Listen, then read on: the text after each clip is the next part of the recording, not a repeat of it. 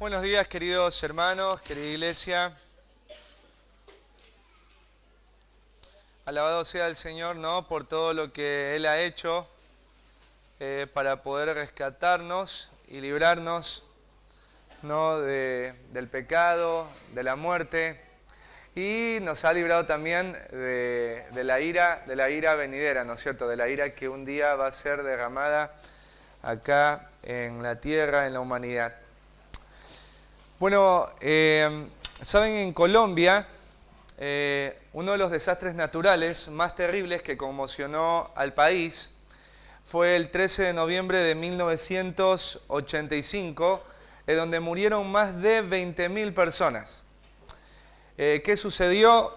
Bueno, tras 69 años de inactividad, el Nevado de Ruiz explotó.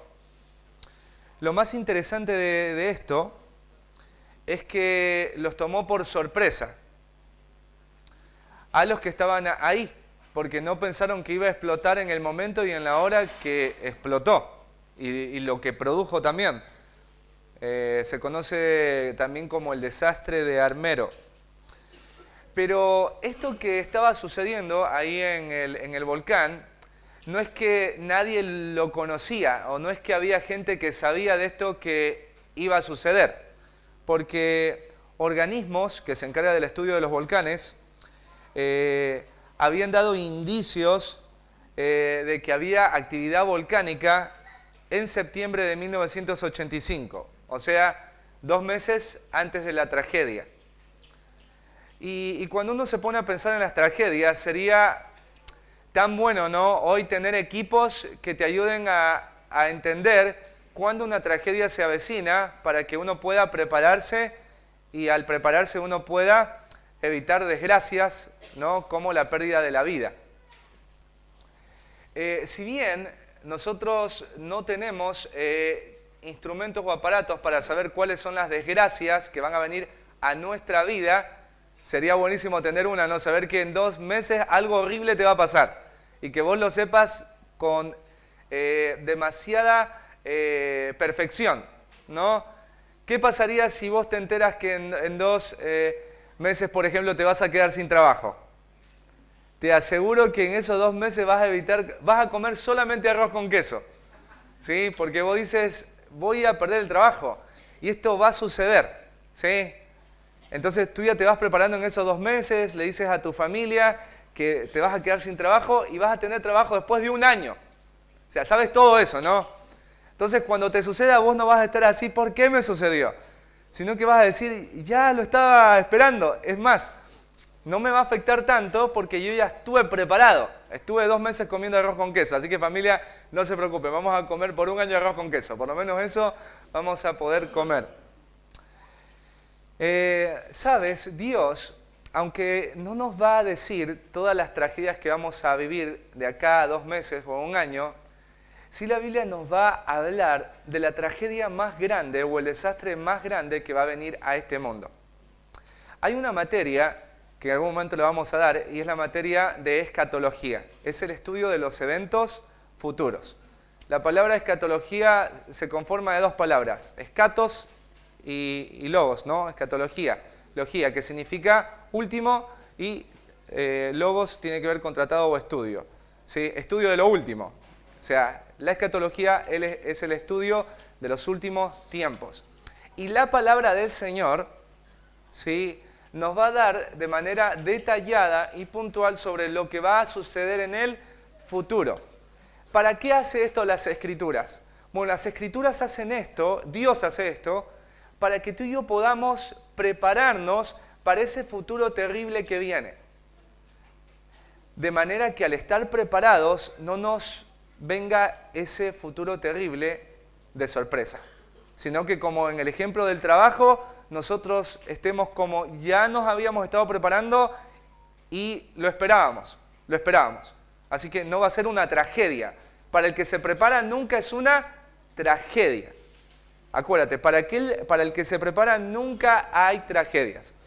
Es como ahí en las fábulas de Esopo estaba la famosa historia de la hormiga y la cigarra. ¿Vieron la cigarra? ¿Qué hizo en el verano? ¿sí? Descansar, descansar, descansar. Y veía a la hormiguita trabajar, trabajar, trabajar. Y la cigarra no le decía, se le burlaba y estaba todo bien con la cigarra mientras la hormiguita sufría, pero vino el invierno y la cigarra estaba toda, ¿no es cierto?, en problemas, estaba en una situación difícil y la hormiga estaba toda así, en los dibujitos se veía la hormiguita ahí cocinando un pastel, ¿no es cierto?, toda ella contenta, chocha. Y uno puede ver la importancia de prepararte para un futuro, ¿sí?, no inesperado, sino en este caso esperado. Así que lo que vas a estar escuchando es para que nosotros tomemos conciencia de que nosotros tenemos un futuro. Y es un futuro que va a suceder porque no nos lo ha dicho un ser humano basado en su perspectiva. Nos lo ha dicho un ser humano porque los que escribieron estas profecías fueron hombres inspirados por el Espíritu Santo de Dios que lo conoce todo, ¿sí? En la siguiente diapositiva, mira, quiero que vayan ahí con sus Biblias a Isaías 46, del 9 al 10.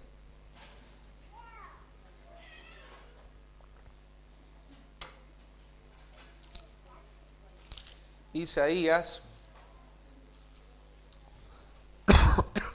46.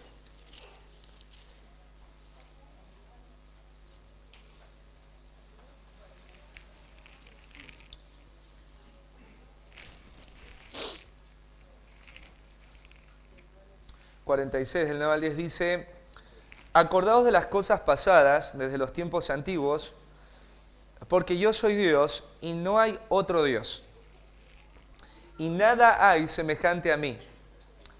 Y uno se pregunta, bueno, ¿por qué Dios es un Dios del cual no hay nadie que se le asemeje? Porque Él es un Dios distinto a todos los dioses, ¿no? Y en el versículo 10 dice que anuncio lo por venir desde el principio, y desde la antigüedad lo que aún no era hecho, que digo, mi consejo permanecerá y haré todo lo que quiero. Dios es diferente a todos los dioses porque Él desde la antigüedad puede con precisión decir lo que va a suceder en el futuro. Y cuando Él lo dice, eso se va a cumplir. Nadie lo va a poder pasar por alto. Y nosotros podemos confiar en que lo que vamos a estudiar hoy va a suceder.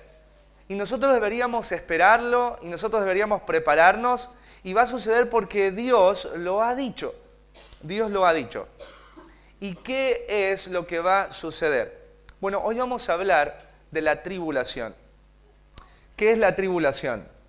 Bueno, la tribulación es el periodo de tiempo en donde el Señor principalmente va a tener dos objetivos, ¿sí? La tribulación es un momento de angustia, de dolor, de caos, de tragedia, ¿sí? Eso es la tribulación. Y esto que proféticamente se conoce como el tiempo de la tribulación tiene dos objetivos. El primero es que Dios va a concluir su disciplina a Israel. Dios está hoy, en este tiempo, disciplinando a Israel por su continua rebelión y su continua apostasía. O sea, el abandono de lo que deberían haber abrazado. O sea, vos hablás con un judío y los judíos no reconocen a Jesús como el Mesías, de manera nacional, ¿sí? Porque hay judíos que hoy se están convirtiendo también al Evangelio, como en los tiempos de Pablo, pero hablo a nivel nacional. Entonces Dios, a través de la tribulación, va a terminar de disciplinar a su pueblo. Pero lo segundo es que Dios va a juzgar la maldad e incredulidad de todas las naciones del mundo. Hoy todas las naciones, si ustedes miran la televisión o leen el periódico, nos vamos a dar cuenta de una realidad, y es que cada vez la inmoralidad y la injusticia son más notorias. No nos vayamos tan lejos, en la Argentina, o sea, hoy hay gente que está planeando en los diferentes barrios hacer saqueos. Y cuando vos te pones a pensar qué es lo que estas personas saquean, no saquean comida, saquean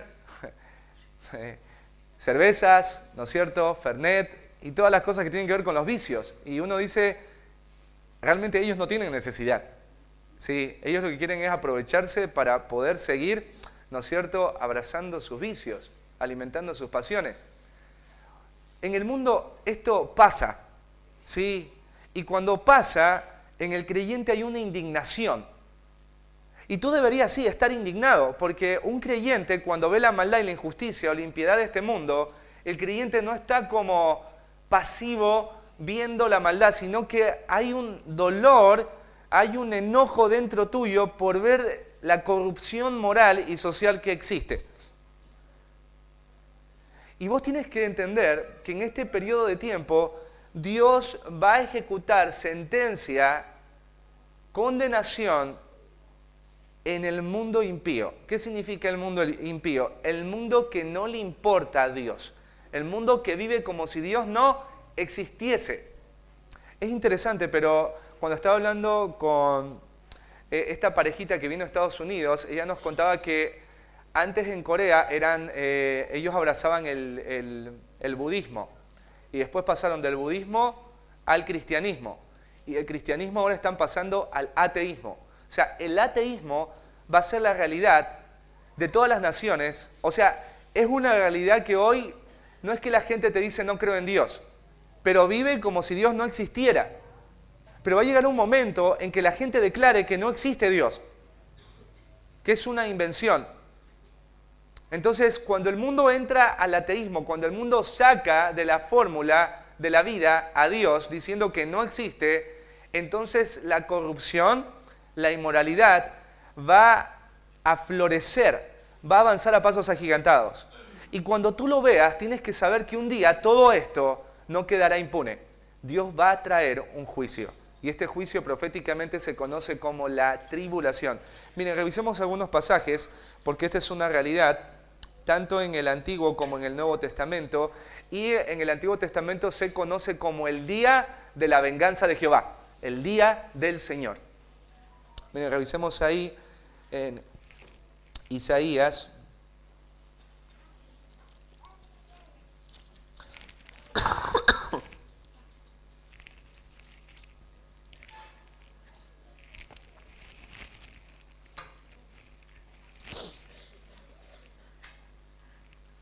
Sí, capítulo 2, versículos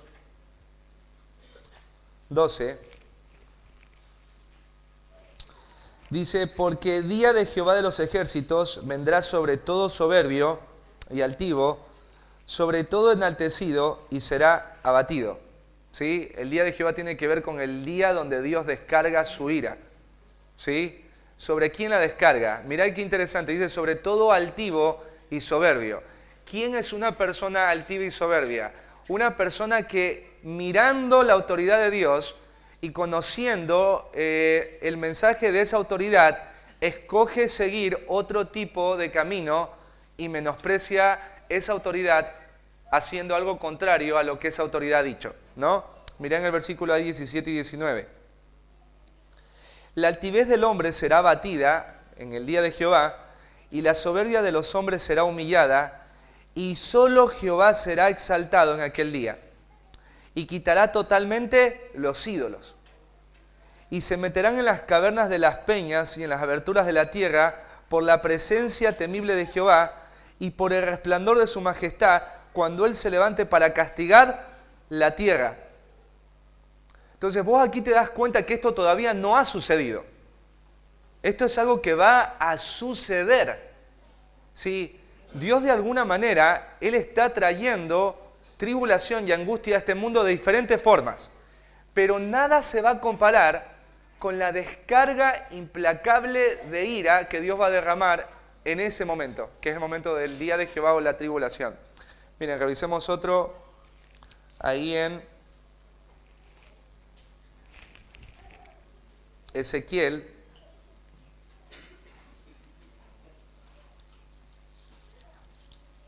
Capítulo 30.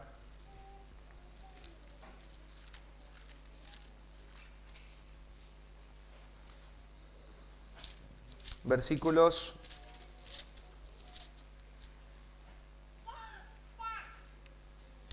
2 y 3. Hijo de hombre, profetiza y di, así ha dicho Jehová el Señor, lamentad, ay de aquel día, porque cerca está el día de Jehová, día de nublado, día de castigo, de las naciones será. ¿Sí? Entonces ahí está el día de Jehová, que acá conocemos que es un día de castigo. En Isaías dice que Él traerá juicio sobre la tierra, aquí dice sobre las naciones. ¿Sí? Vamos ahí a Mateo para ver también que es algo que está en el Nuevo Testamento. Mateo capítulo 24.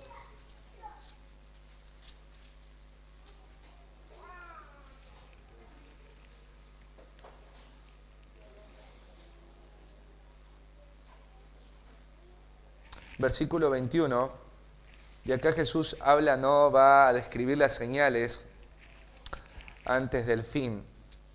Dice, porque habrá entonces gran tribulación, cual no la ha habido desde el principio del mundo hasta ahora ni la habrá. Entonces Jesús habló también acerca del día de Jehová, que acá no aparece como el día de Jehová, sino la gran tribulación, ¿no es cierto? Ahora, ¿cuánto va a durar la tribulación?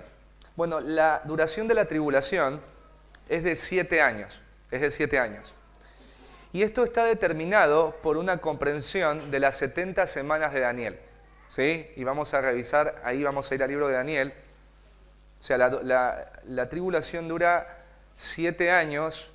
¿Y esos 7 años de dónde los sacamos? Bueno, comprendiendo la profecía que Dios le dio a Daniel sobre Israel.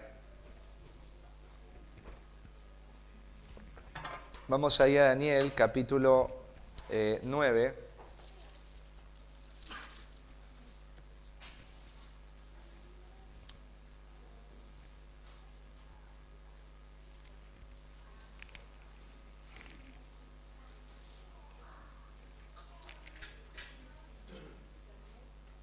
Capítulo 9. Entonces nosotros vemos ahí un poquito de contexto. Ahí en el versículo 4,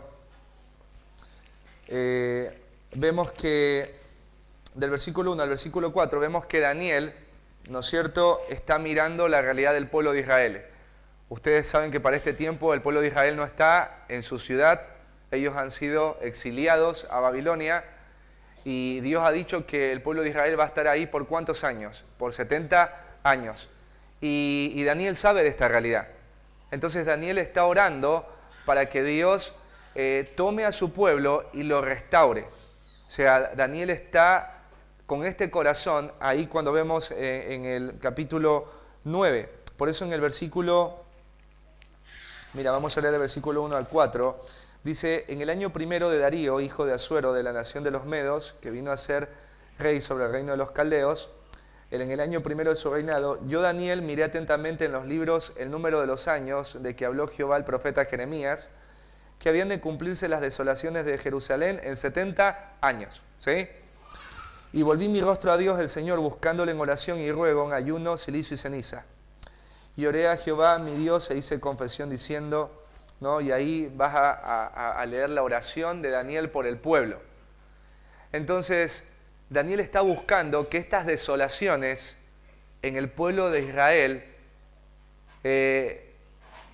sean conducidas hacia la restauración del pueblo y de la ciudad, ¿sí?, de Jerusalén. Así que Dios va a enviar a un ángel, y ahí en el versículo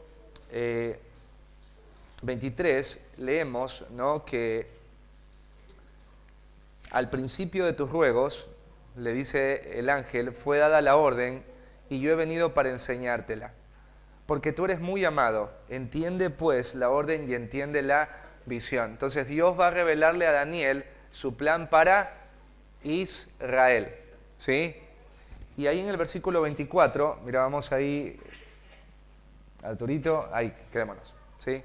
En el versículo 24 dice, 70 semanas están determinadas sobre tu pueblo y sobre tu santa ciudad, para terminar la prevaricación y poner fin al pecado y expiar la iniquidad, para traer la justicia perdurable y sellar la visión y la profecía y ungir al santo de los santos. Dice, 70 semanas están determinadas sobre tu pueblo. ¿Sí? 70 semanas. El plan de Dios para Israel tiene una duración de 70 semanas. Pero nosotros tenemos que tener cuidado en la profecía bíblica de pensar que una semana es el mismo tiempo de duración de una semana común en nuestro calendario. En nuestro calendario, una semana significa 7 días. Pero en el calendario profético de Dios, ¿sí? Un día es un año. Un día es un año. Mira, lo vamos a ver ahí. Un día es un año.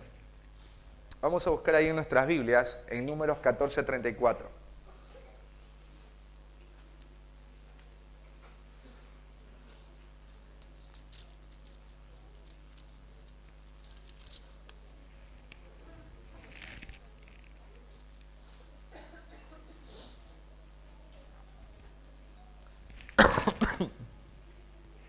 ¿Sí? Dice, conforme al número de los días, de los 40 días en que reconocisteis la tierra, llevaréis vuestras iniquidades 40 años, un año por cada día, y conoceréis mi castigo. Entonces aquí vemos en otra parte de la Biblia algo que no tiene que ver con profecía, sino con un juicio. Y este juicio Dios lo establece basado en una realidad de 40, ¿no? Y ahí lo vemos. Conforme al número de los días, de los 40 días en que reconociste la tierra, ¿sí? Llevaréis vuestras iniquidades, 40 años, ¿sí? Ahí nosotros vemos la realidad del pueblo que frente a lo que Dios le quería dar, ellos murmuraron y se quejaron y hay un castigo, ¿sí? Y este castigo es 40 años. Un día de su rebelión, un año de castigo por su rebelión. Total, 40 años, ¿sí? Vamos ahí a ver en Ezequiel también 4:6, algo parecido.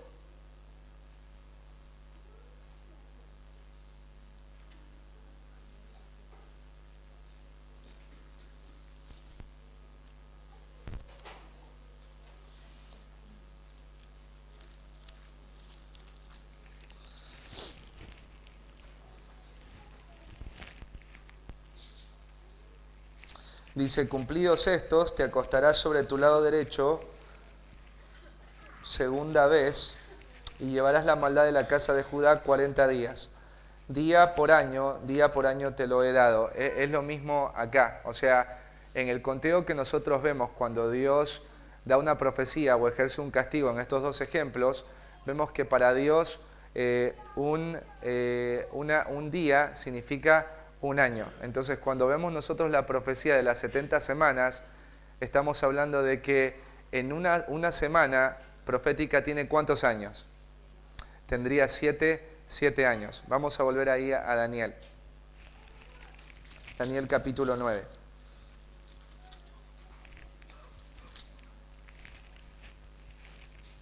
Versículo 24.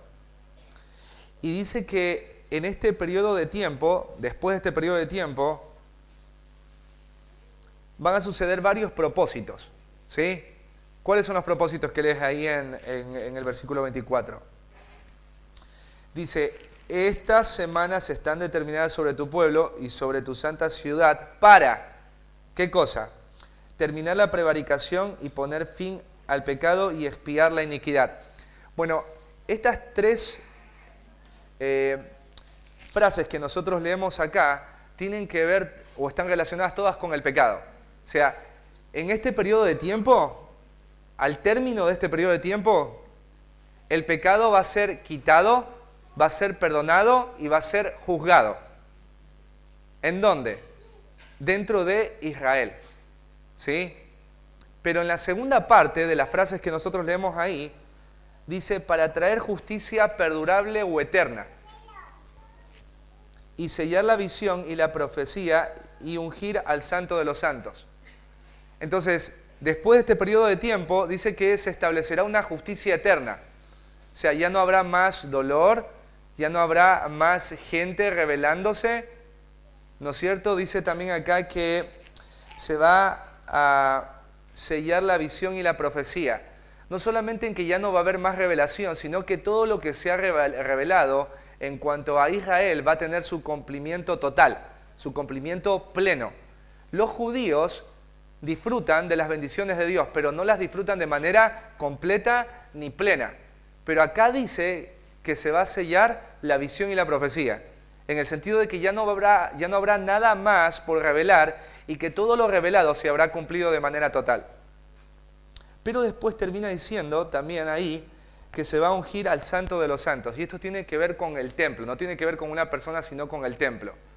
Que al final de este tiempo, Dios va a apartar un lugar especial para desde ese lugar especial habitar con todos los hombres, y los hombres en ese lugar vendrán y le adorarán. ¿Sí? Bueno, para ese tiempo nosotros entendemos, obviamente, que el templo ya había sido destruido, ¿no? Porque estaban en el exilio y cuando los babilonios fueron destruyeron todo. Entonces Ezequiel va a hablar de un templo que va a ser construido. Y ese templo es un templo que va a tener medidas diferentes a las medidas que tenía el primer templo. Y la belleza de ese último templo excede en las del primero. ¿Sí? Es un templo distinto. Y este templo obviamente tiene que ver con el templo, el nuevo templo que Dios va a establecer. Y desde donde toda la nación de Israel le va a adorar y todas las naciones vendrán y adorarán en ese lugar. Bueno, esto que nosotros leemos es importante entenderlo. ¿Sí? Yo en la semana estuve ahí con las matemáticas y voy a buscar en la gracia de Dios de poder explicarles, ¿sí? De lo de las 70 semanas de Daniel. Porque al entender lo de las 70 semanas, nosotros vamos a poder entender lo de esta semana de la tribulación. ¿Sí? Bien, yo hice un gráfico. ¿Sí? En el versículo 25 vamos a ver cómo se distribuye estas 70 semanas. ¿Sí? Y allí en el versículo 25 nos afirma lo siguiente. Dice, sabe pues y entiende que desde la salida de la orden para restaurar y edificar a Jerusalén hasta el Mesías príncipe habrá 7 semanas y 62 semanas. Se volverá a edificar la plaza y el muro en tiempos angustiosos. ¿Sí?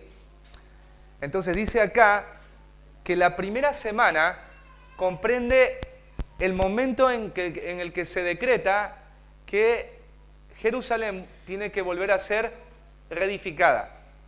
Y nosotros vemos que esto sucedió. ¿En dónde? En el libro de Nehemías. ¿Sí? Porque la ciudad de Jerusalén, el muro, el templo y el muro fue reedificado. Y dice que esto va a durar una semana. ¿Sí? Y nosotros entendemos que no es una semana con 7 días, sino que tiene que ver con ¿cuántos años? Con 49 años. O sea, la restauración de la ciudad duró 49 años. ¿Sí? Pero la segunda distribución, es que después, mira, en el versículo 26, dice, y después de las 62 semanas se quitará la vida al Mesías, mas no por sí. Entonces, después afirma acá claramente que el Mesías va a ser asesinado. El Mesías que estaban esperando. Este podríamos decir que es un versículo que nos encantaría como hablar con un judío y preguntarle que nos explique ese versículo. Porque nosotros vemos en el libro de Mateo, de Marcos, de Lucas y de Juan, quién es el Mesías, y el Mesías es Jesús. Y vemos que Él fue asesinado. Él no se quitó la vida, a Él le quitaron la vida. Entonces, las 62 semanas siguientes son en total ¿cuántos años? ¿Sí? 62 por 7, ¿cuánto da? 434 años. ¿Sí? Entonces, si nosotros sumamos 49, ¿no?, años más 434 hasta que Jesús muere, ¿cuántos años son? 483. Si lo dividimos para 7, significa que son 69 semanas. ¿Cuántas nos faltan para completar el plan de Dios? Nos falta una semana. La pregunta es, ¿dónde está esa semana? ¿Sí? ¿Dónde está esa semana? Bueno, después de que Jesús murió, Él resucitó, ascendió a los cielos, en el año 70 después de Cristo, vino un general llamado Tito, romano. ¿Y qué destruyó? Destruyó la ciudad de Jerusalén y también destruyó el templo. ¿Sí? ¿Cuántos años pasaron ahí? Si Jesús murió a los 33 y Tito vino 70 después de Cristo, ¿cuántos años pasaron? ¿Sí? Como 37, ¿no? Muy poquito tiempo. Pregunta, cuando vino el general Tito, ¿sí? O cuando Cristo murió y Él resucitó, ¿vino todo lo que dice acá la justicia perdurable, se selló la visión y la profecía? Eso no sucedió. Entonces, no podemos decir que en ese lapso de tiempo, cuando Cristo muere, resucita, ¿no es cierto?, se parte el velo del templo en dos, ahí en ese momento va a venir la paz perdurable, el sello de la visión y la profecía. Eso no ha sucedido, no está. Israel no lo ha experimentado. Entonces no podemos decir que la semana 70 ya la vivieron, ¿no? Seguimos preguntándonos, ¿qué pasó o qué es la semana 7? ¿Sí? Bueno, nosotros debemos entender algo, y es que en el Antiguo Testamento el factor iglesia era un misterio. Misterio que fue revelado a través de ¿quién? A través de Cristo. ¿Y Cristo se lo reveló a quiénes? A los apóstoles. ¿Cuándo comenzó la iglesia a existir? ¿O cuál fue el comienzo de la iglesia? Bueno, nosotros vemos ahí en Hechos. Ahí en Hechos vemos el comienzo de la iglesia y la expansión de la iglesia. Ahora, ¿por qué la iglesia aparece en escena y qué tiene que ver con esto de las 70 semanas? Bueno, como ustedes pueden ver acá, ¿sí?, el pueblo de Israel crucificó ¿a quién? Al Mesías, porque ellos dijeron crucifícale. Ellos lo mataron y ellos lo rechazaron. Ante el rechazo, ¿qué es lo que hace Dios? Dios pone una pausa a la historia ¿de quién? De Israel. Y desde esa pausa se abre un nuevo periodo, y es el periodo donde aparece el misterio escondido, que es la iglesia. Entonces, hoy nosotros estamos ahí en ese punto, entre el aquí y el ahora, entre lo que todavía, en lo que va a ser, pero todavía no es. Y Dios ahora está utilizando a la iglesia para hacer lo que el pueblo de Israel debía hacer: dar a conocer las virtudes de aquel que es Dios sobre todas las cosas. Pero en Romanos, miren, vamos a ir a Romanos.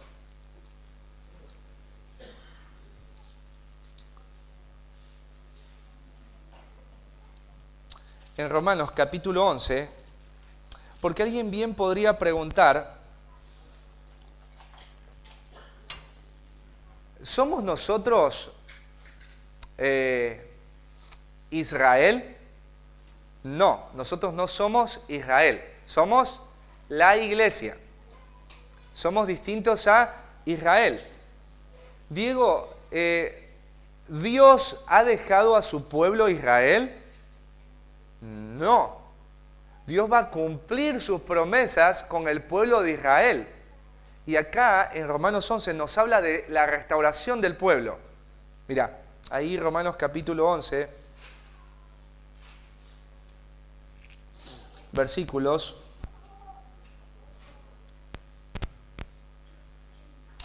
25 al 27. Dice Pablo: porque no quiero, hermanos, que ignoréis este misterio, para que no seáis arrogantes en cuanto a vosotros mismos, que ha acontecido a Israel endurecimiento en parte, hasta que haya entrado la plenitud de los gentiles. Mira, dice que se han endurecido hasta que haya entrado, ¿qué cosa? La plenitud de los gentiles. Dios quiso, en su soberanía, que de todas las naciones hayan hombres y mujeres no judíos que sean parte de su pueblo y de su familia. Y hoy nosotros somos eso. Somos la iglesia, somos gentiles, somos gente no judía de otras naciones a las que Dios ha llamado a ser parte de su pueblo y de su familia. Esto es un privilegio maravilloso que nosotros tenemos. Y todos los días esta realidad de que hemos sido conformados, partes del pueblo de Dios, debería humillar nuestros corazones y ser siempre un motivo de gratitud por habernos tomado en cuenta. Porque es un privilegio. Pero Dios ha determinado, ¿sí?, de manera soberana, quiénes van a conformar de todas esas naciones parte de su pueblo Israel. El único que sabe la cantidad y quiénes son es Dios. Pero son muchas personas, es mucho pueblo. Y una vez que se haya completado esta cantidad, ¿qué dice ahí? Versículo 26. Y luego todo Israel será salvo, como está escrito. Vendrá de Sión el libertador, que apartará de Jacob la impiedad, y este será mi pacto con ellos cuando yo quite sus pecados. Entonces, una vez que termine el periodo de la iglesia y hayan entrado todos los que deben ser conformados como parte de la iglesia, ¿qué va a hacer Dios? Dios va a restaurar a su pueblo Israel. ¿Sí? Pregunta, ¿cuándo va a empezar la restauración del pueblo de Israel? La restauración del pueblo de Israel no vendrá sin que antes termine el periodo de la iglesia. ¿Cuándo va a terminar el periodo de la iglesia? Bueno, el hermano Fidel nos estuvo contando ahí en Tesalonicenses que un día Dios de manera súbita va a tomar a todos aquellos que han muerto y están viviendo en Cristo. Y la palabra es el arrebatamiento, ¿no? ¿Se acuerdan? Vamos a leerlo ahí un ratito para traer a sus mentes.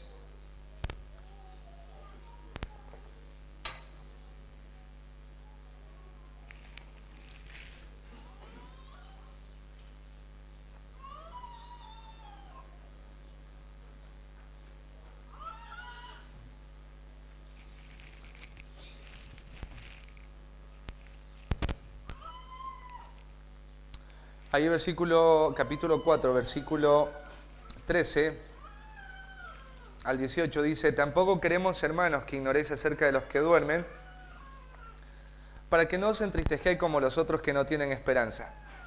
Porque si creemos que Jesús murió y resucitó, así también traerá Dios con Jesús a los que durmieron en él. Por lo cual os decimos esto en palabra del Señor, que nosotros que vivimos, que habremos quedado hasta la venida del Señor, no precederemos a los que durmieron. Porque el Señor mismo con voz de mando, con voz de arcángel y con trompeta de Dios descenderá del cielo, y los muertos en Cristo resucitarán primero. Luego nosotros, los que vivimos, los que hayamos quedado, seremos arrebatados juntamente con ellos en las nubes para recibir al Señor en el aire, y así estaremos siempre con el Señor. ¿Sí? Entonces, el periodo de la iglesia termina con el arrebatamiento. Dios de manera súbita, de una manera que el mundo no esperaba, va a ser tomado. Millones serán tomados, vivos y muertos. No sabemos lo terrible que va a ser eso. Imagínate en este momento desapareciendo millones. Imagínate tumbas abiertas en el cementerio, un montón de tumbas abiertas. Y adentro no hay nada. Sí, y buscas a tu abuelo, y buscas a tu papá, y buscas a tu hija, y no la encuentras. ¿Sí? Es incorrecto pensar también, y esto va para los niños que están escuchando este mensaje, porque hay papás que le dicen: no, tú eres niño y eres inocente, y tú cuando venga el Señor te vas a ir con nosotros porque sos inocente. Eso es una gran mentira. Querido niño y querida niña, desde que usted salió del vientre de su mamita, usted ya nació con un corazón malo, un corazón sucio. Y si tú no le pides a Jesús que te limpie y te perdone, tú no te vas a ir con Jesús, querido niño y niña. ¿Sí? Por más que usted haya acompañado desde muy chiquito a su papá y a su mamá, usted no se va a ir con Jesús. Porque para irse con Jesús uno tiene que ejercer una fe personal en Jesús. ¿Sí? Es verdad que nosotros, vieron que Jesús dijo que si no somos como niños, no entraremos al reino de los cielos. Pero cuando habla no dice que los niños van a entrar al reino de los cielos, sino los que son como niños. ¿Y cómo son los niños? Bueno, los niños son muy crédulos. Tú le cuentas a un niño una historia y el niño jura que esa historia es verdad y vive de acuerdo a eso. En ese sentido, debemos de ser como niños. Y los que son como niños van a ir al cielo cuando reciben ese mensaje del Señor sin argumentar, sin cuestionar, sino con un corazón sensible y humilde como el corazón de un niño. Así que cuando termine el periodo de la iglesia, ahí va a empezar la tribulación. Alguien diría, Diego, pero ¿cómo nosotros podemos entender esto? Bueno, miren, en Apocalipsis,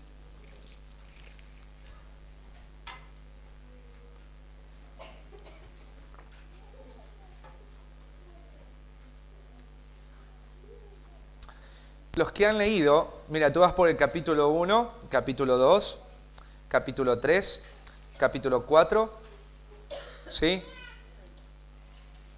Tú te vas a dar cuenta que cuando empiezan a caer los juicios de Dios, que los símbolos son las trompetas, los sellos y las copas, la iglesia siempre aparece ubicada en los cielos.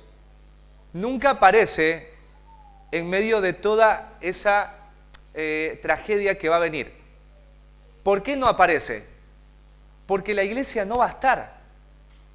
Nosotros vemos que siempre en el obrar de Dios, en el Antiguo Testamento, cuando hubo un juicio, Dios sacó a los que eran de Él, y cuando sacó a los que eran de Él, se derramó el juicio. Lo vemos en Noé, una vez que la familia entró en el arca, cayó el juicio. Una vez que Lot y su familia salieron de Sodoma y Gomorra, cayó el juicio. Entonces nosotros podemos estar seguros de que esto no es algo que va a venir sobre la iglesia,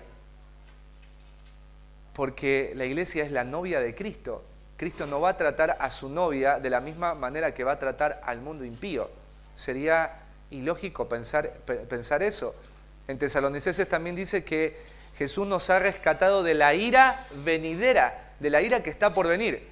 Entonces nosotros podemos estar confiados en que cuando se derrame todo este juicio, nuestra posición no va a ser la tierra, sino el cielo. Y eso también debería ser una esperanza para nuestras almas y un gozo realmente. Vamos a volver ahora a Daniel, ¿sí? Vamos a hablar un poquito de la tribulación. De la tribulación. En Daniel ahí, capítulo 9,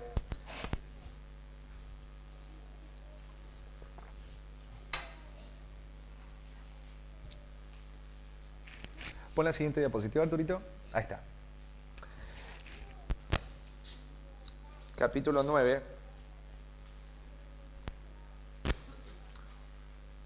Versículo 27 dice, y por otra semana confirmará el pacto con muchos.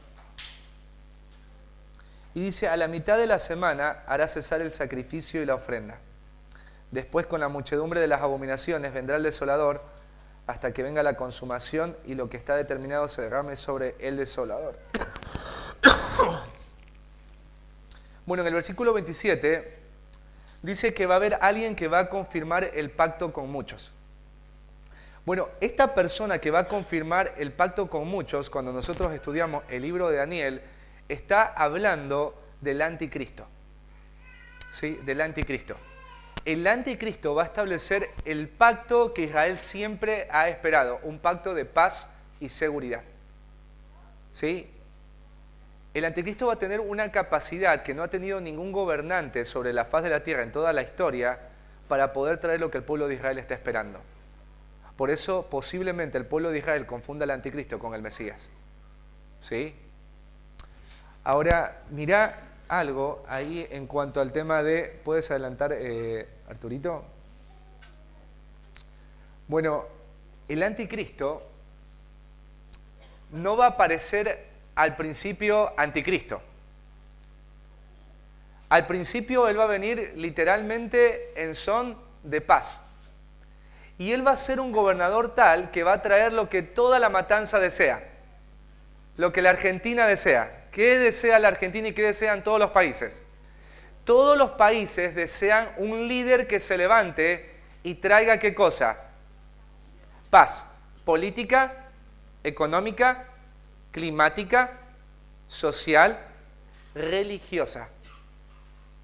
Todos desean, el mundo está esperando al anticristo. ¿Sí? Nosotros estamos esperando a Cristo, pero el mundo está esperando al anticristo. ¿Sí? Y Él va a venir. ¿Quién es el anticristo? Bueno, ustedes tienen que saber que durante los tiempos, desde que Jesús ascendió a los cielos, han aparecido anticristos. ¿Qué es un anticristo? Alguien que está en contra de Dios y que quiere usurpar el lugar de Dios.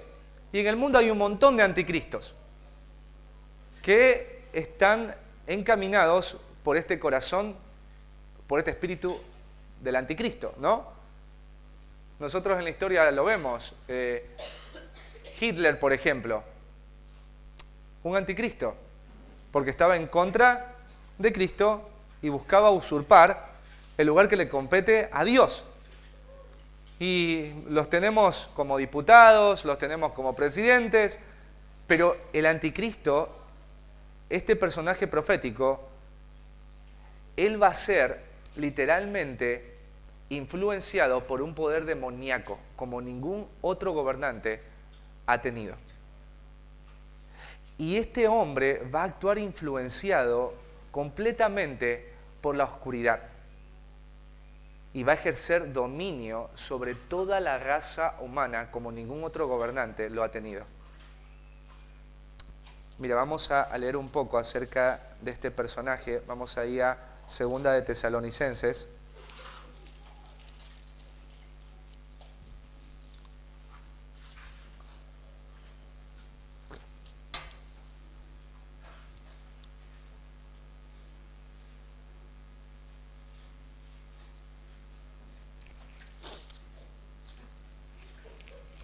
Capítulo 2, versículo del 1 al 12.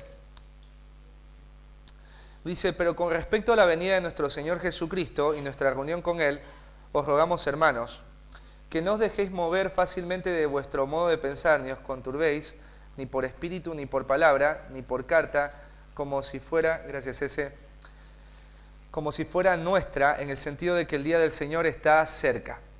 Nadie os engañe en ninguna manera, porque no vendrá sin que antes venga la apostasía y se manifieste el hombre de pecado, el hijo de perdición. O sea, habla de que el anticristo va a ser un hijo de perdición. Y dice acá también, agrega, hombre de pecado. O sea, es alguien con motivaciones pecaminosas para producir la injusticia y la impiedad en este mundo. ¿Sí? Y va a ser un hombre, va a ser una figura, va a ser un ser humano. ¿Sí? No es un simbolismo. Versículo 5. ¿No os acordáis que cuando yo estaba todavía con vosotros os decía esto? Y ahora vosotros sabéis lo que lo detiene, a fin de que a su debido tiempo se manifieste. Dice, sabéis lo que lo detiene. O sea, la pregunta es, ¿quién es el que detiene a que esto suceda? Bueno, Dios, porque Dios ha establecido una hora y un momento. Incluso vamos a leer después en Apocalipsis que al anticristo, a esta bestia, se lo describe como bestia, se le va a dar autoridad sobre los habitantes de la tierra por 3 años y medio. ¿Quién le da esa autoridad? Se la da Dios. Satanás nunca va a ir más allá de lo que Dios le permita, porque Dios es soberano. El día en que Satanás pueda hacer algo fuera de lo que Dios le permite, Dios deja de ser Dios, y eso no va a suceder, jamás.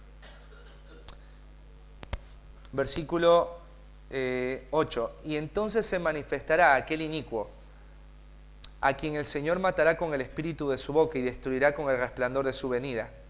Inicuo cuyo advenimiento es por obra de Satanás.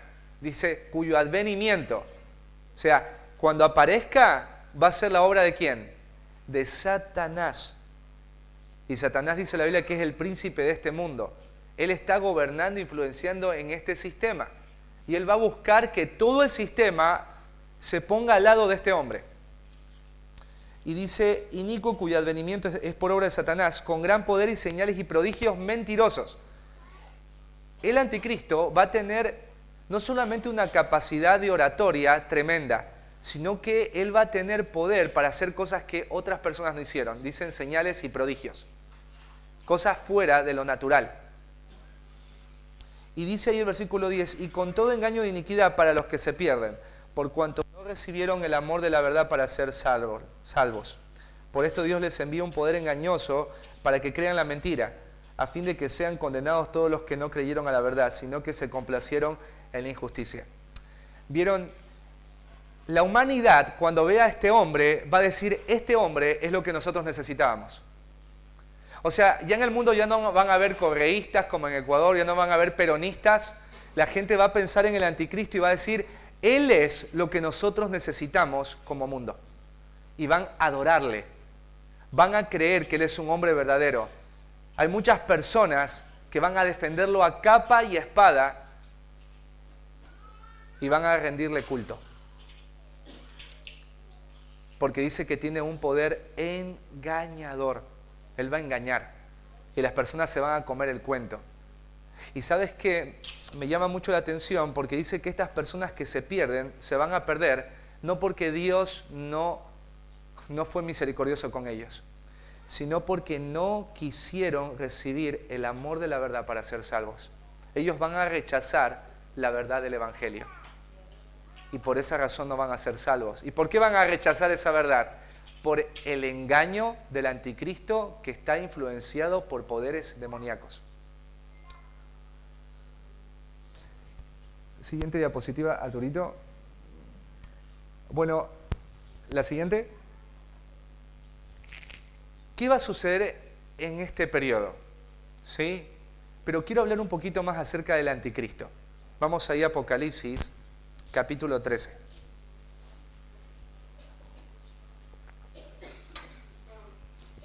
Apocalipsis capítulo 13.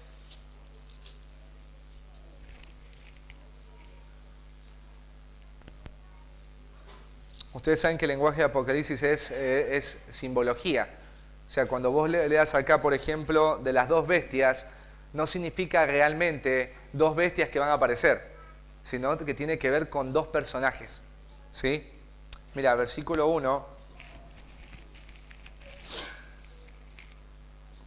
Dice, me paré sobre la arena del mar y vi subir del mar una bestia que tenía 7 cabezas y 10 cuernos.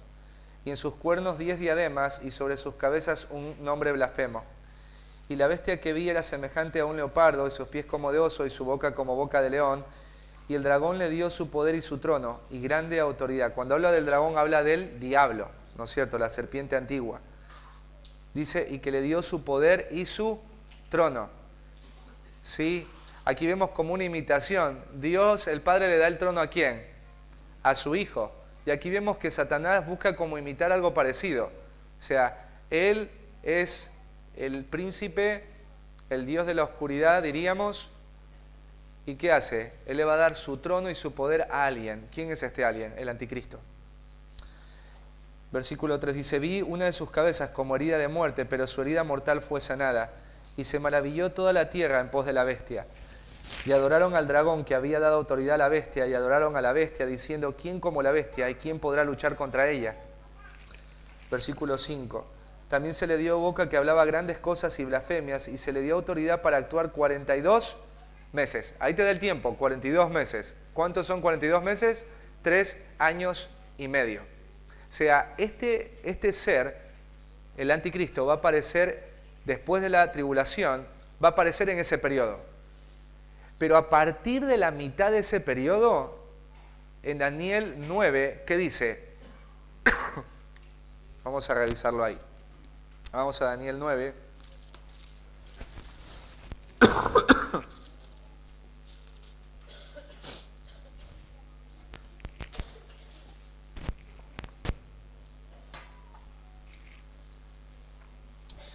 Y después de las 62 semanas, 27, y por otra semana confirmará el pacto con muchos. Y mirá, dice, a la mitad de la semana, si la semana dura un año, si la semana son 7 años, la mitad de la semana, ¿cuánto sería?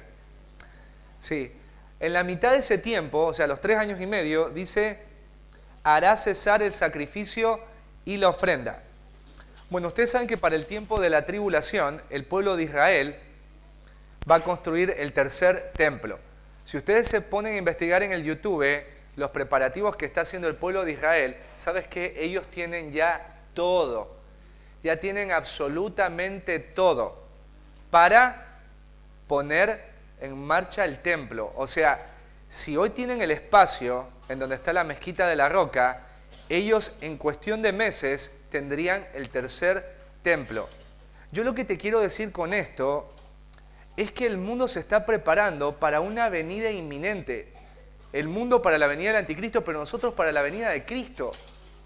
Y deberíamos prepararnos. Y yo te animaría a buscar en el internet que lo que te estoy diciendo es verdad. Ellos tienen todo preparado. Los levitas, las ropas, ¿sí? Incluso había una vaquita, porque ustedes tienen que saber que cuando el templo se construyó, antes de construirse, tenía que sacrificarse una vaca que era rojiza. Y los judíos han buscado de muchas maneras traer otra vez esta vaca rojiza. Bueno, está la vaquita. ¿Entienden? Ellos tienen todo. Y uno diría, le falta el arca de la alianza. También la deben tener resguardada. Porque un símbolo nacional como ese no lo van a sacar ahora, en su momento. Entonces, ellos se están preparando. Cuando venga el anticristo y él gobierne el mundo, él establecerá un pacto de paz con Israel. Entonces el pueblo de Israel volverá otra vez a tener lo que antes tenían, y es el sistema de sacrificios. Pero dice que en la mitad de ese tiempo, dice que hará cesar la ofrenda y los sacrificios. Y esto de hacer cesar la ofrenda y los sacrificios tiene que ver con lo que en Mateo habla como la abominación desoladora. Esto de la abominación desoladora tiene que ver con que el anticristo va a profanar el templo judío. Y cuando profane el templo judío, en ese momento el pueblo de Israel abre los ojos y se da cuenta que no es quien dice ser.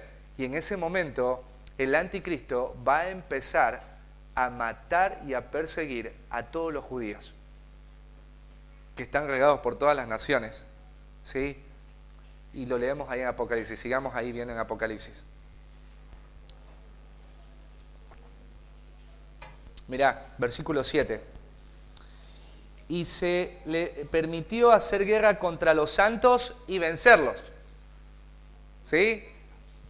O sea, el anticristo va a destruir y a perseguir a todos aquellos que son del pueblo de Dios. Aquellos que van a abrazar la fe en cuanto a Jesús como el Mesías. Y dice que no solamente, o sea, el anticristo va a hacer guerra contra ellos, sino que los va a vencer, los va a matar. Hay mucha gente, millones, que van a morir en la tribulación y la gran tribulación. Millones. Y la Biblia describe que no se pueden contar. Pero es hermoso ver, hermanos queridos, que aún en ese periodo la gracia de Dios va a seguir estando. Y personas, millones, van a poner su confianza en Cristo Jesús y le alabarán un día delante del trono. Pero no son su iglesia, porque la iglesia ya está. ¿Se entiende esa parte? Hay una diferencia. Versículo 7. También se le dio autoridad sobre toda tribu, pueblo, lengua y nación. Se le dio autoridad. ¿Quién le dio la autoridad? Dios le da. Entonces, este ser va a controlar toda la humanidad. Todos estamos re contentos con el tema del internet, ¿no es cierto? No sé si te has preguntado para qué sirve el internet. Sirve para muchas cosas, pero realmente el internet es una herramienta que un día le va a servir al mundo que viene para controlarte. Ejemplo, si agarran una SUBE, a través de eso que tiene la SUBE, la información de la SUBE, pueden determinar a qué hora saliste, dónde estuviste, y ni hablemos de tu celular. Incluso hay sistemas informáticos que cuando vos abres tu laptop, hay gente en Estados Unidos, mirá que lo que hace es la laptop, la abren, y ahora hay laptops que vienen con un botón para cerrarle la cámara. Porque a través del internet, gente de inteligencia a nivel mundial puede meterse a tu laptop y poder saber lo que estás haciendo. O sea, vos estás ahí en tu cuarto tomándote fotos, ahí en el baño. Bueno, tienes que saber que Ya nada hoy es no de conocimiento. Si un día quieren investigar tu vida, va a salir todo a la luz. Porque ahora tenemos la tecnología para provocar un dominio mundial. Cosa que no había antes. Vuelvo a repetir, el mundo se está preparando para la venida del anticristo. Delante de tus ojos y mis ojos. ¿Sí? Y dice que tiene autoridad sobre todo pueblo, lengua y nación. ¿Sí? Sigamos leyendo. Dice versículo 8, y adoraron todos los moradores de la tierra, cuyos nombres no estaban escritos en el libro de la vida del Cordero, que fue inmolado desde el principio del mundo. Si alguno tiene oído, oiga. Entonces vemos que el mundo va a adorar ¿a quién? A este ser llamado el anticristo. Pero en el versículo 11 va a hablar de otra bestia que aparece. Esta bestia no es el anticristo, es el falso profeta. ¿Sí? Mirá, versículo 11 dice, después vi otra bestia que subía de la tierra y tenía 2 cuernos semejantes a los de un cordero, pero hablaba como dragón. Y ejerce toda autoridad, toda la autoridad de la primera bestia en presencia de ella, y hace que la tierra y los moradores de ella adoren a la primera bestia, cuya herida mortal fue sanada. También hace grandes señales, versículo 13, de tal manera que aún hace descender fuego del cielo a la tierra delante de los hombres. Versículo 14, y engaña a los moradores de la tierra con las señales que se le ha permitido hacer en presencia de la bestia, mandando a los moradores de la tierra que le hagan imagen a la bestia que tiene la herida de espada y vivió. Entonces va a haber un falso profeta que va a mover a toda la tierra, escucha, a todos los seres humanos a adorar ¿a qué? Al anticristo. Pero así como el anticristo tiene poderes demoníacos, la bestia también va a hacer grandes señales y también prodigios. Por eso van a engañar a las personas, porque las personas van a decir, mirá, yo estoy viendo que tiene un poder que ningún otro gobernante tuvo, ¿cómo no voy a creer que él es la respuesta? Eso va a pasar. Y nosotros debemos entender que si Dios lo ha dicho, va a suceder como Él lo ha dicho. Pero mirá ahí en Daniel, vamos otra vez a Daniel, versículo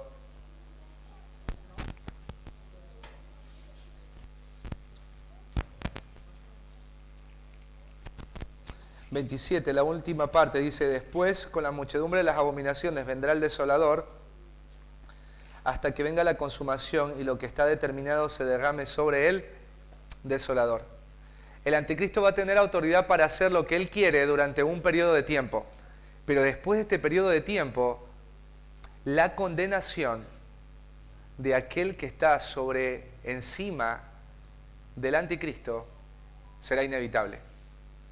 ¿Y de quién estamos hablando? De Dios. Dios va a traer desolación al desolador. Y querido hermano, mira, ¿qué es lo que va a suceder? En Mateo 24 explica que van a haber terremotos, pestes, hambrunas, ¿no es cierto?, conflictos internacionales, granizo. Y ahí es donde viene el momento donde uno dice, pero Diego, eso hubo siempre. ¿Sí? Y hermano, y sí, es verdad, pero yo te voy a explicar algo. Cuando una mujer descubre que está embarazada, ¿no?, desde ahí su vida no vuelve a ser la misma. Cambia su cuerpo y su vida cambia, porque van a empezar a sufrir de diferentes tipos de achaques, dolores, molestias, ¿no? Desde que Adán y Eva cayeron en pecado y entró la maldición a los hombres, todo el mundo ha vivido algún tipo de tribulación. ¿Sí? En el mundo ha habido diferentes tipos de pestes, ¿como cuál? ¿Se acuerdan las de las gatitas? El COVID, ¿sí? Han habido conflictos internacionales tremendos, la Segunda, la Primera Guerra Mundial, ¿no? Terremotos, yo les estuve hablando de un volcán que explotó. ¿Viste cuando la gente dice, se va a acabar el mundo? Hermanos, eso siempre ha habido, siempre ha habido.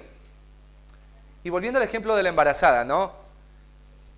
Cuando ya llega el momento de dar a luz, esos dolores y molestias que eran una vez al mes, que eran 2 veces a la semana, ya no van a ser así. Van a empezar a ser diarios. No solo diarios, sino cada 2 horas.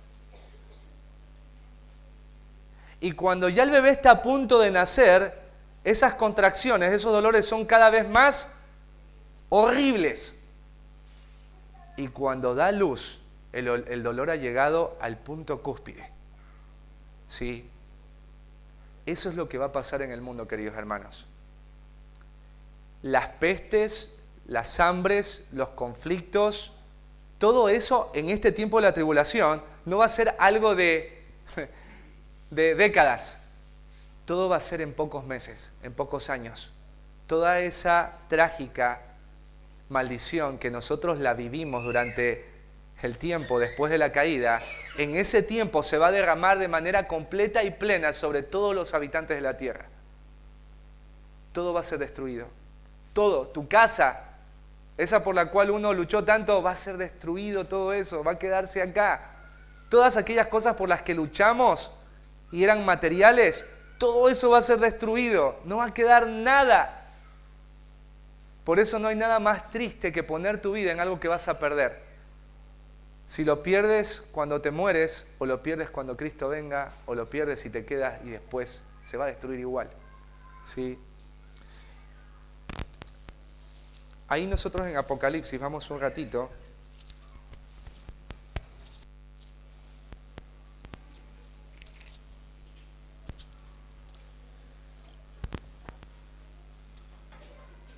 Mira, en el capítulo 6 tenemos los sellos, en el capítulo 8 tenemos las trompetas,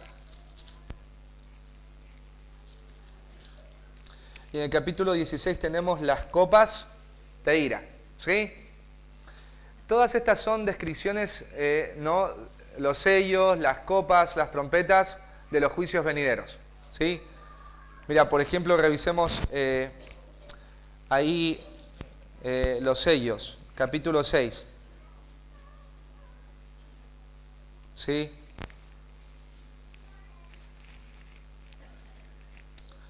Versículo 1. Dice, vi cuando el Cordero abrió uno de los sellos y oí uno de los 4 seres vivientes decir como voz de trueno, ven y mira. Y miré y aquí un caballo blanco y el que lo montaba tenía un arco y le fue dada una corona y salió venciendo y para vencer. Y aquí tiene que ver con un jinete, ¿no? Que sale en un caballo blanco. Sí, y dice que este que lo montaba al caballo blanco tenía, ¿qué cosa? Tenía una corona y tenía un arco. Y esto tiene que ver con el anticristo.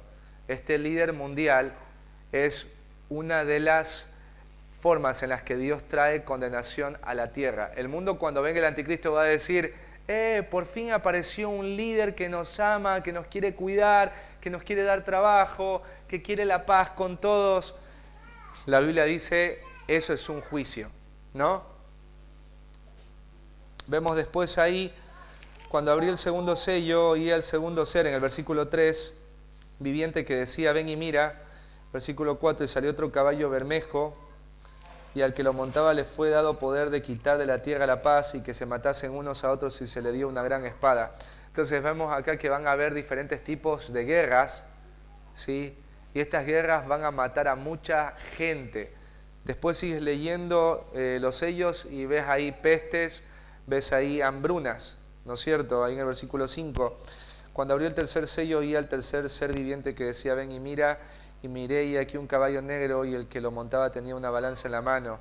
Y oí una voz de en medio de los 4 seres vivientes que decía, 2 libras de trigo por un denario y 6 libras de cebada por un denario, pero no dañes el aceite ni el vino. Y esto tiene que ver con la hambruna. La hambruna, imagínate en este contexto que vos labures todo el día rompiéndote realmente las manos y la espalda y solamente puedas comprar 1 kilo de pan. Imagínate, esa es la realidad de todo lo que va a venir, ¿sí? Revisemos un poquito las trompetas, ¿sí? Capítulo 8, versículo 7.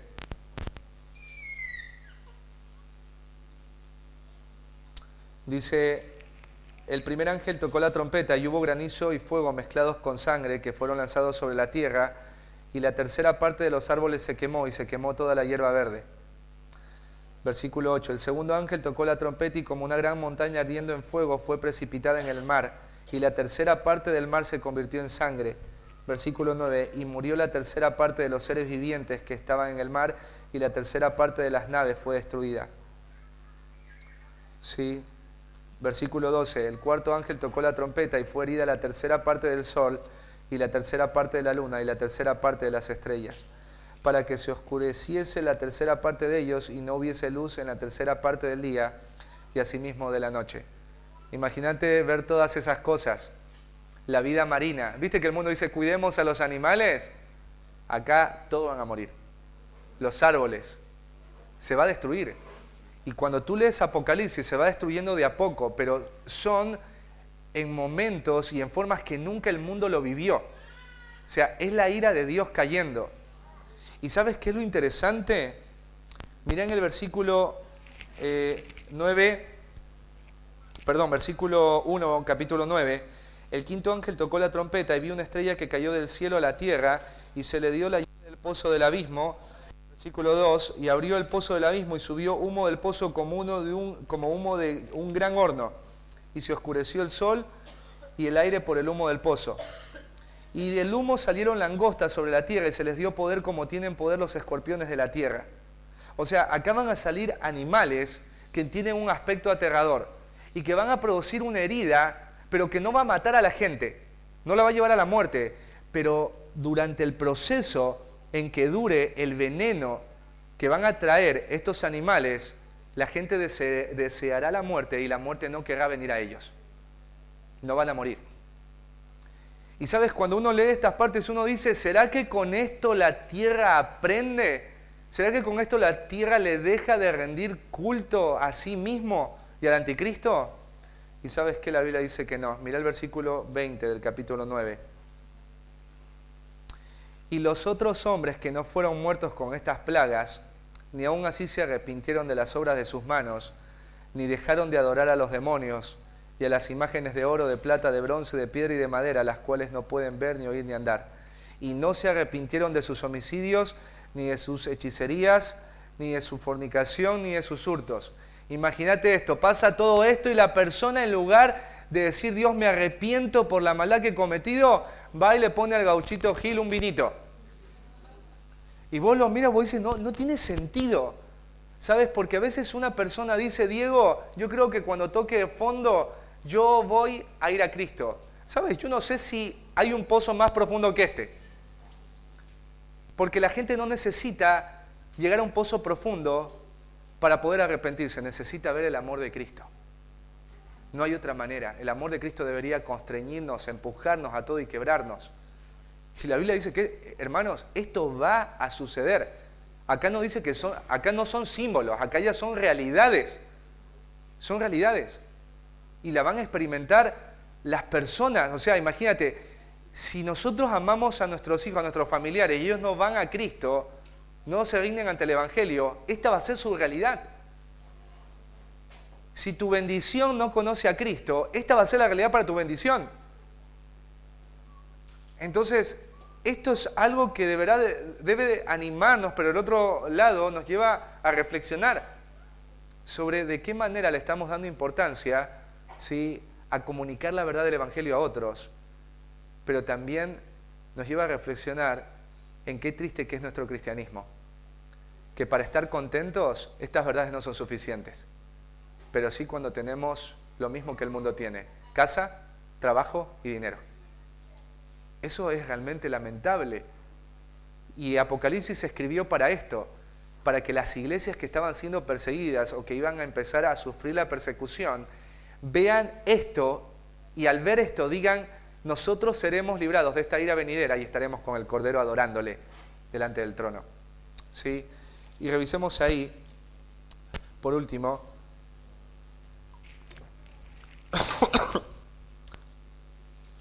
en el capítulo 16,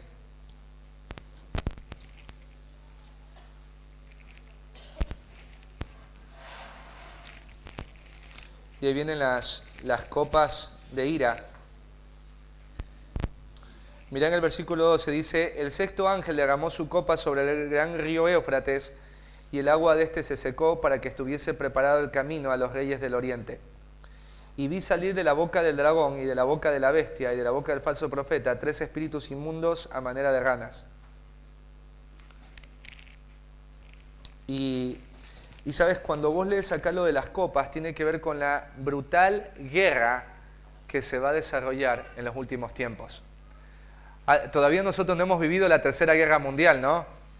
Y alguien dijo que no sabemos qué va a suceder en la Tercera Guerra Mundial, pero la Cuarta Guerra Mundial, dice, van a ser cucarachas peleando con palos.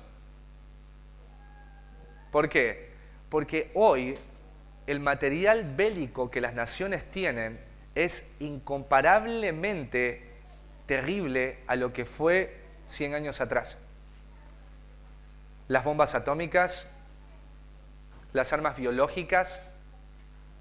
Hermanos, hoy los presidentes, las potencias mundiales, tienen arma para literalmente no dejar a nadie vivo acá en la tierra.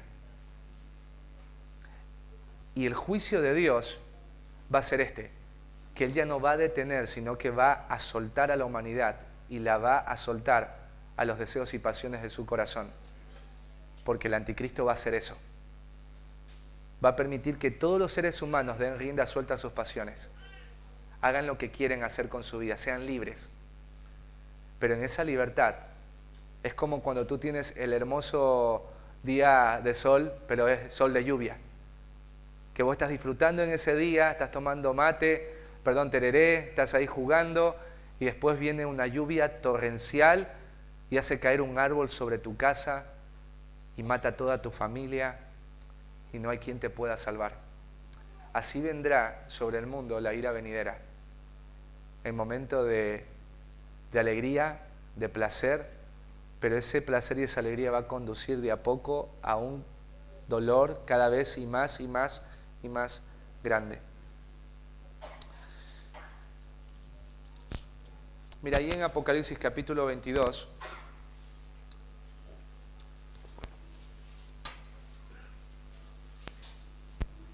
versículo 12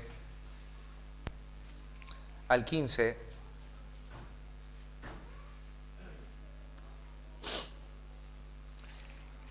dice: He aquí yo vengo pronto y mi galardón conmigo para recompensar a cada uno según su obra. Yo soy el alfa y el omega, el principio y el fin, el primero y el último. Bienaventurados los que lavan sus ropas para tener derecho al árbol de la vida y para entrar por las puertas en la ciudad. Mas los perros están fuera, y los hechiceros, los fornicarios, los homicidas, los idólatras y todo aquel que ama y hace mentira. Sabes, frente a todo esto, yo quiero animarte con 3 verdades hoy, rápidamente, ¿sí? La tribulación y la gran tribulación son realidades que van a suceder porque Dios lo ha dicho. Y lo hemos visto en la Biblia. No podemos ver escatología de manera completa y plena como nos gustaría, ¿no es cierto? Porque es muy profundo. Pero tú tienes que saber que el día de la ira de Jehová un día va a derramarse acá. Y después de esto Cristo va a venir en gloria. Pero nosotros vamos a estar con Él cuando todo esto pase.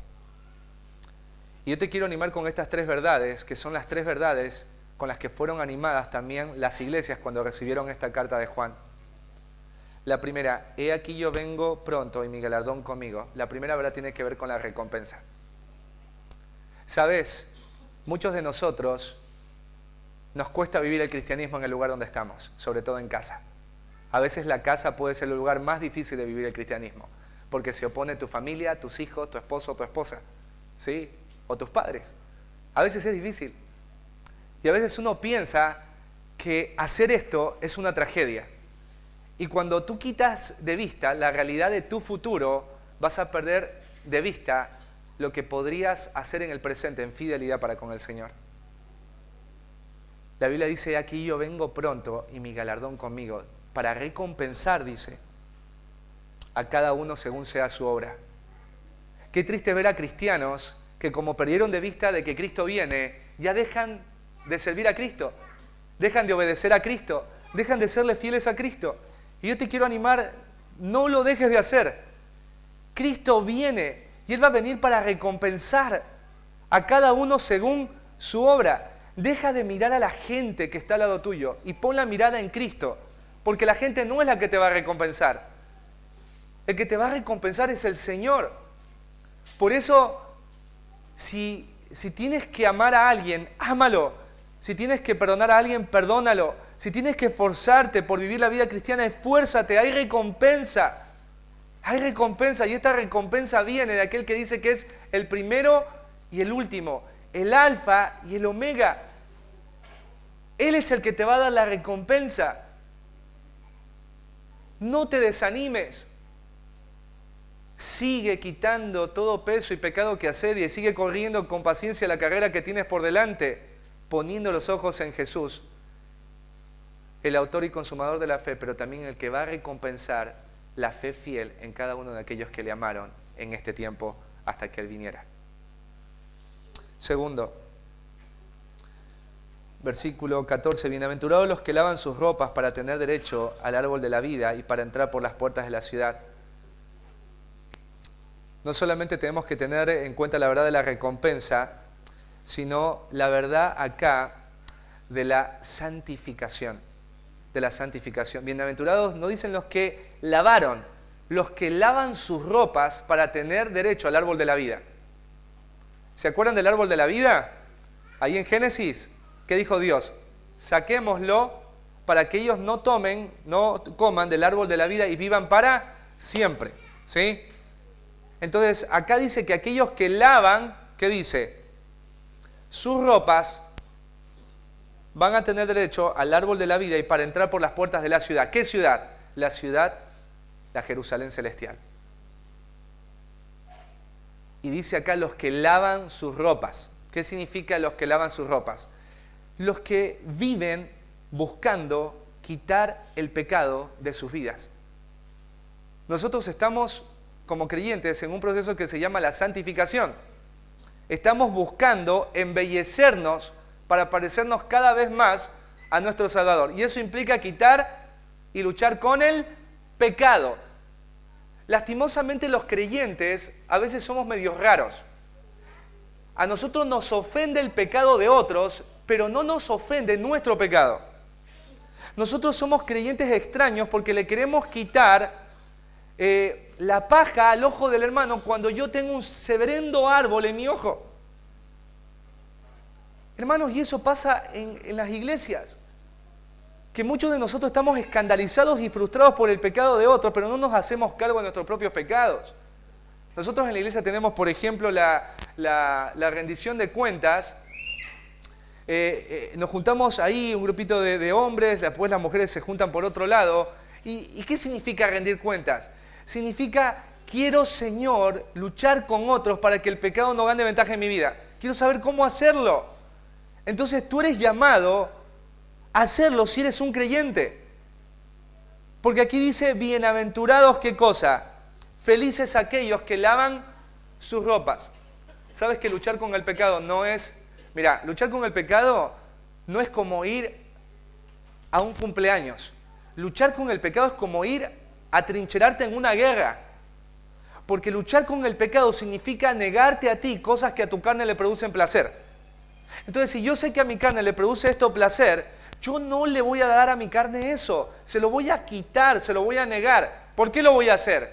Porque eso va a alimentar mi deseo pecaminoso. Y cuando tú lo haces, te va a doler. Te va a doler. Por eso las personas que no son creyentes, cuando empiezan a luchar con el pecado, los empiezan a incitar, a irritar para abandonar el pecado, se van a terminar yendo de la iglesia. Porque un creyente genuino no va a encontrarse lavando sus ropas. Imagínate, la Biblia dice que nosotros, ¿qué somos? La novia de Cristo. Cristo, a mí me encantaba, ¿no? Cuando yo en los primeros años de casado, ¿no es cierto? Llegaba a casa y mi esposa estaba toda así planchada, perfumada, ¿no es cierto? Ahora sigue lo mismo, pero ahora cuesta un poquito más por las niñas, pero lo sigue haciendo, ¿sí? Entonces le digo, mi amor, ¿por qué estás así? Me dijo, porque te estaba esperando, ¿sí? Y yo digo, qué hermoso que un esposo venga y encuentre a su esposa perfumada, limpia, y lo hace porque por ese amor. ¿Sabes que las personas que luchan con el pecado no lo hacen sino motivados por un amor profundo por el esposo, por Cristo? Entonces hay gente que piensa como, no, voy a luchar con el pecado para tener esto en la vida, para tener un buen ministerio, para tener una buena influencia. Y ¿sabes qué? No lo hagas por eso. Es verdad que va a afectar a tu familia, va a afectar al ministerio, sí, es verdad eso. Pero no lo hagas por eso, sino por el amor al esposo. Entonces cuando vos estás luchando con el pecado no es para que no te vaya mal en la vida cristiana. No, es por amor al esposo. El esposo busca una novia limpia, pura. Por eso dice, bienaventurados los que lavan sus ropas. Bienaventurados aquellos que están buscando quitar el pecado de sus vidas.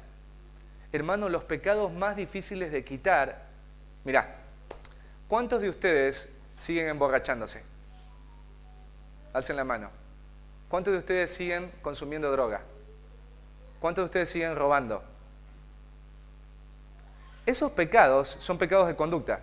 Ya no están en nosotros, porque los más difíciles de sacar son el egoísmo, el orgullo, la soberbia, la incredulidad, ansiedad, impaciencia, irritabilidad, hipocresía, murmuración, queja, ingratitud y tantos otros. Bueno, empezá a lavarte de eso, a quitarlo, porque el esposo va a venir. ¿Cómo te va a encontrar, iglesia? ¿Cómo nos va a encontrar?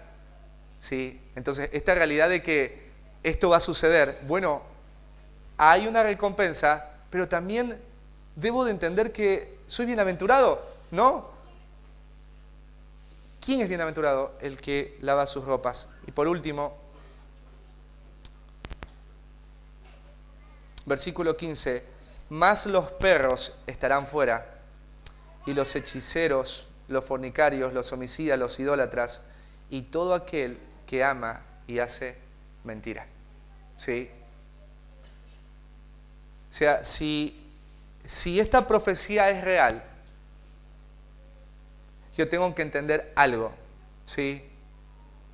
Y es que todo aquel que permanece en el pecado y que se deleita en el pecado estará fuera.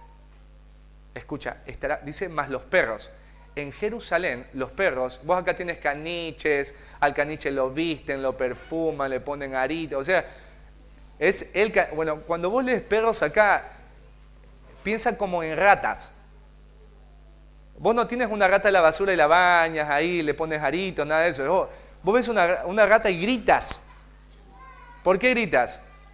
Porque es una fuente de enfermedades, ¿no es cierto?, de plagas, ¿sí?, de suciedad, y es horrible la ratita. Bueno, cuando vos lees los perros, en el tiempo en el que se escribe esto, los perros eran como las ratas. Eran animales que los judíos lo veían como animales inmundos, agresivos, ¿no es cierto?, animales que venían con plagas, enfermedades, ¿no? No eran vistos como ahora. Entonces, acá, ¿a quiénes les llama perros? A todas aquellas personas que siguen abrazando la mentira, el pecado, y que siguen buscando adorar algo que no es Dios. Así que yo te quiero alentar a algo y examinar el corazón, ¿no? Porque uno ve acá la idolatría, por ejemplo, ¿a quién amas más que a Dios?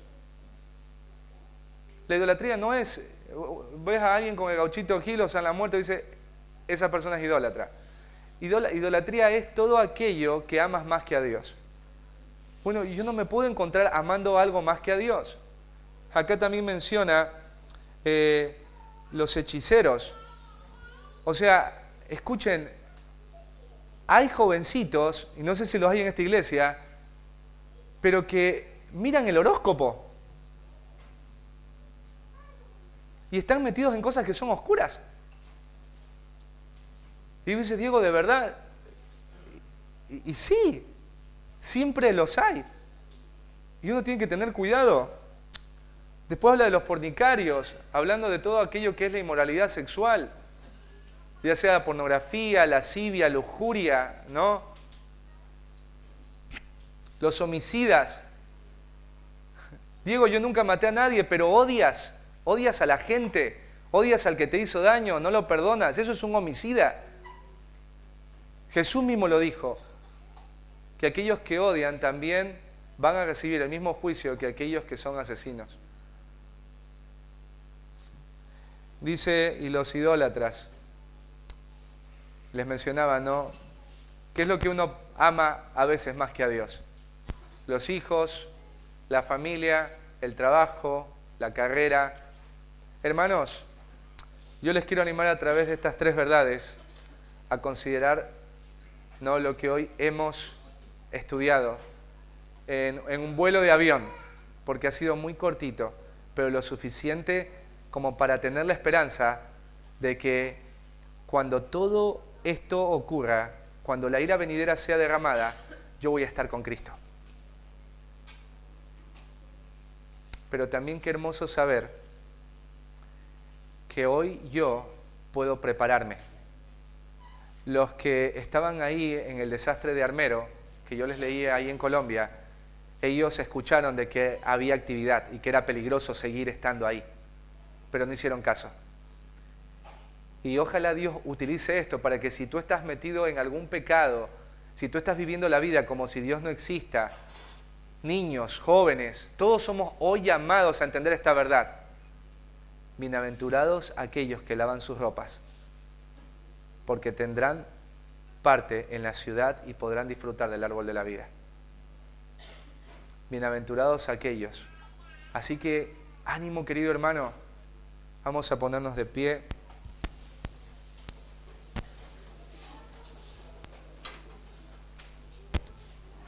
Y bueno, vamos a darle gracias al Señor por su verdad. Amado buen Dios y Padre, cuántas gracias, Señor, te damos por todo lo que hoy hemos, Señor, estudiado en cuanto a ese tiempo llamado la tribulación y la gran tribulación. Señor, nos llena de gozo saber que tú has establecido tu plan de manera soberana y se va a cumplir. Se va a cumplir no solo lo bueno que has prometido, sino lo malo que has prometido. Señor, y ahora nosotros entendemos que hay un día donde tú vas a derramar toda tu ira sobre el mundo, Señor, incrédulo. Y gracias, Señor, porque nosotros en Cristo hemos también sido librados de esa ira venidera. Señor, y te queremos rogar que tú nos des corazones dispuestos a seguir perseverando en el bien hacer, sabiendo, Señor, que un día vendrá Jesús y va a venir a recompensar la fe fiel de aquellos que Él mismo salvó. Señor, también te rogamos que nos des la gracia para poder encontrarnos luchando con el pecado, lavando nuestras ropas, embelleciendo, Señor, nuestras vidas, cuidando nuestra salvación con temor y temblor, no porque la perdamos, sino porque queremos que se refleje en el mundo donde nos has dejado. Señor, también danos de tu gracia para no pensar en permitirnos el pecado en nuestra vida, porque aquellos que son hechiceros, homicidas, idólatras, todos aquellos que aman la mentira, no tendrán parte del árbol de la vida y tampoco de entrar y ser parte de la ciudad celestial. Bendito Dios, gracias por tu misericordia, Señor, en esta mañana. En Cristo Jesús te agradecemos, Padre. Amén.